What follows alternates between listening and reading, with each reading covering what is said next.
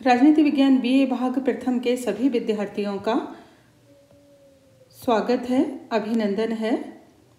मैं doctor Shashi Verma, associate professor राजनीति विज्ञान विभाग, महारानी सुदर्शन कन्या महाविद्यालय, बीकानेर, राजस्थान।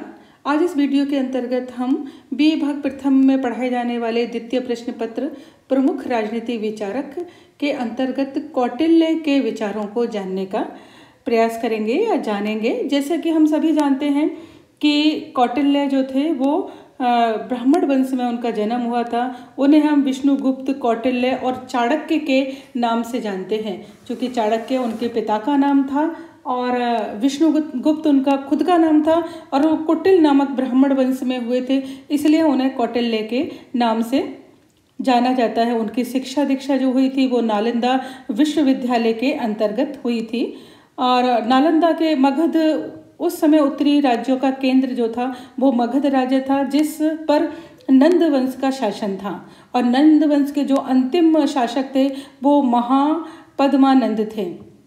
तो कौटिल्य की एक कथा है जो मैं आपको बताना चाहूँगी कि कौटिल्य जो बहुत विद्वान पंडित थे, लेकिन उनका जो रंग रूप था वो अच्छा नहीं था, यानी कि वो काले रंग के थे, शिखा रखते थे, वो बहुत ज़्यादा सुंदर नहीं थे।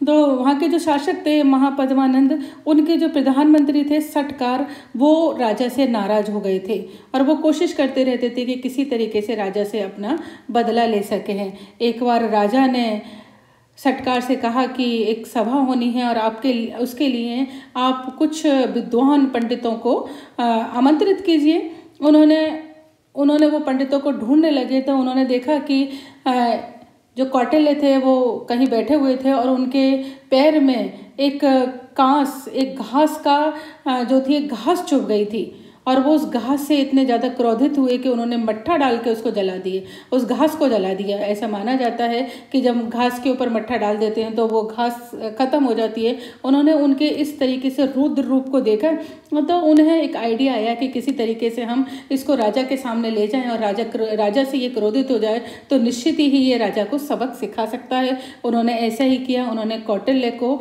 चाणक्य को अपने राजभवन में आमंत्रित किया। जब वो राजभवन आए तो सबसे बड़ा स्थान, सबसे ऊंचा स्थान उन्होंने सटकार जो मंत्री थे उन्होंने उनको दिया। जब राजा सभा के अंतर्गत आए और उन्होंने एक सबसे ऊंचे स्थान पर कौटिल्य को, जो बहुत सुंदर नहीं थे, उनको बैठे देखा तो उन्होंने उसका मजाक बना दिया। मजाक सुनकर कौटिल्य बहुत क्रोधित हो गए और उन्होंने अपनी शिखा को खोल दिया, अपनी चोटी को खोल दिया और कहा कि जब तक मैं नंद वंश का नाश नहीं कर दूंगा तब तक मैं अपनी शिखा को नहीं बांधूंगा अपनी। तो इस तरीके से उन्होंने कोशिश भी करी और उन्होंने नंद वंश का नाश कर दिया। तो इस तरीके के ज्ञानी और क्रोधी कौटिल्य जो थे वो थे पंडित थे। उन्होंने जो वैदेशिक संबंधों के बारे में, परराष्ट्रीय नीति के बारे में जो उन्होंने अपने विचार प्रकट किए हैं, हम उन पर आज चर्चा करेंगे। कौटिल्य जो थे एक राजनीतिक विचारक के रूप में उन्होंने उन सिद्धांतों का उल्लेख किया है कि जिसमें एक राज्य दूसरे राज्य के साथ अपने संबंधों को स्थापित करता है और उसके लिए उन्होंने दो सिद्धांत बताए हैं। पहला मंडल सिद्धांत और दूसरा है साढ़े गुंड नीति। दो उन्होंने बताए हैं कि किस तरीके से राजा जो है दूसरे राज्यों के साथ अपने संबंधों को स्थापित कर सकता है। तो एक तो वो मंडल सिद्धांत पर कार्य कर सकता है और एक वो साढ़े गुंड नीति के आधार पर कार्य कर सकता है। अब मंडल सिद्धांत क्या है? उन्होंने कहा कि मंडल सिद्धांत में 12 राज्यों का एक ऐसा समूह है जो राजा को अपने से लेकर 12 राज्यों तक उसे ध्यान रखना चाहिए। जो खुद राजा है उन्होंने उसको नाम दिया है बिजुक्सु राजा। बिजुक्सु यानी कि विजय की इच्छा रखने वाला राजा जो है वो उसको नाम दिया है। अब उस राजा को किस तरीके से अपने चारों तरफ के ध्यान रखना चाहिए, हम इसके माध्यम से, इस चित्र के माध्यम से समझने का प्रयास करेंगे कि ये हमारा जो है वो बिजुक्सु राजा हो गया। अब राजा के जो पास वाला होता है, हमेशा जो उसकी सीमा से लगा हुआ होता है, वो उसका अरी यानी उसका शत्रु, उसका हमेशा शत्रु होता है। ये जो राजा होता है, जैसा कि हम जानते हैं कि भारत है और भारत की सीमा पाकिस्तान से मिलती है और चीन से मिलती है, तो वो हमारे साथ हमेशा शत्रुता का व्यवहार करते हैं। या हमारे उनकी शत्रुतापूर्ण संबंध है, उसी तरीके से उसकी फिर सीमा से जो दूसरा लगता है वो भी उसका लगभग शत्रु ही होता है। हम पीठ का शत्रु यानी कि उसके पीछे का शत्रु उसे बोलते हैं। तो ये जब हमारी सीमा से लगा हुआ होता है वो शत्रु है, और उस शत्रु की जो सीमा से लगा हुआ होता है वो उस राजा का मित्र बन जाता है। उसी तरीके से इसका जो है राजा का ये इस अरी का यानी इसके शत्रु के सीमा से लगे हुआ हो गया, वो हो गया इस अरी का यानी कि शत्रु का मित्र। तो निश्चित ही वो इस विजुक्सु राजा का शत्रु हो गया, वो दूर का ही क्यों नहीं हो गया। इस तरीके से इधर 6 मतलब इधर 6 और इधर 6 राजा को ध्यान रखना चाहिए।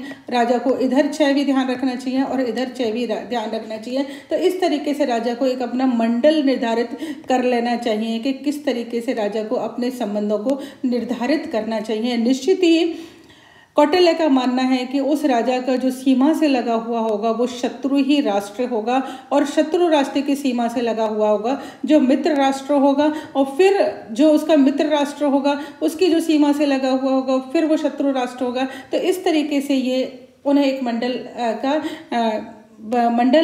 अपना बना लेना चाहिए। और उनका ये भी मानना है कि 2-3 राज्यों के बाद जो ये राज्य होते हैं वो उदासीन हो जाते हैं, कि आपके साथ वो बहुत ज़्यादा उनके संबंध नहीं होते। तो राजा को इस तरीके से मंडल सिद्धांत के आधार पर अपनी विदेश नीति को निर्धारित करना चाहिए, उसे ध्यान में रख लेना चाहिए कि कौन उसका शत्रु और उसका कौन मित्र हो सकता है। मंडल सिद्धांत के बारे में डॉक्टर अतलेकर का विचार है कि प्राचीन विचारक ये जानते थे कि युद्धों को पूर्ण रूप से समाप्त नहीं किया जा सकता, अतः उन्होंने उसके खतरे को कम करने के लिए एक ऐसे सिद्धांत का समर्थन किया है जिसके अनुसार देश में विद्यमान अनेक छोटे बड़े राज्यों में शक्ति का विवेकपूर्ण संतुलन बना रह सके और युद्ध ना हो। जब ये ऐसा माना जाता है कि 2 बर्तन जब पास रहते हैं तो वो खटकते हैं, अर्थात उनमें वैचारिक मतभेद होता है। उसी तरीके से 2 राज्य जब पास रहते हैं उनमें वैचारिक मतभेद होता है, उनका स्वार्थ जो है उनके हित जो होते हैं वो टकराते रहते हैं, और इस तरीके से उनके बीच में शत्रुता या मित्रता बनी रहती है। तो राजा को ये ध्यान रखना चाहिए कि कौन उसका शत्रु बन सकता है और कौन उसका मित्र बन सकता है।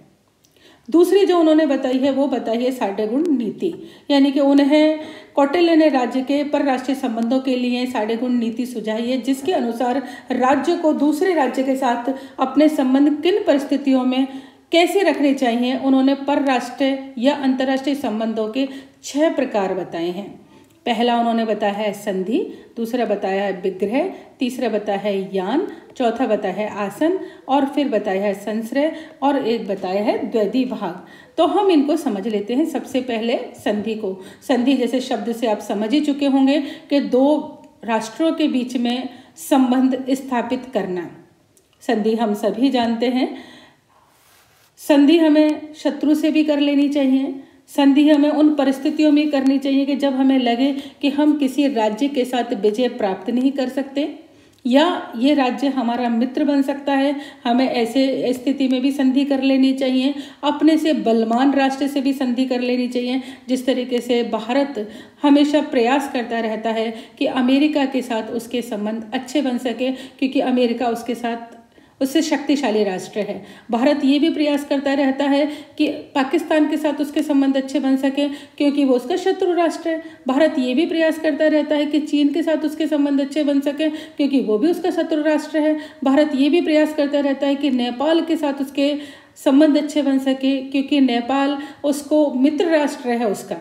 तो इस तरीके से संधि एक बहुत बड़ा वृद्ध विचार है, जिसके अंतर्गत प्रत्येक जो विजय की आशा रखने वाला राज्य होता है वो ये प्रयास करता रहता है कि अपने शत्रुओं के साथ, अपने मित्रों के साथ, अपने से ज़्यादा बलवान राज्यों के साथ उसके संबंध अच्छे हो सके, संधि हो सके, और उनसे वो लाभ प्राप्त कर सके। दूसरा होता है विग्रह। विग्रह में है किसी भी देश से संबंध को समाप्त करना।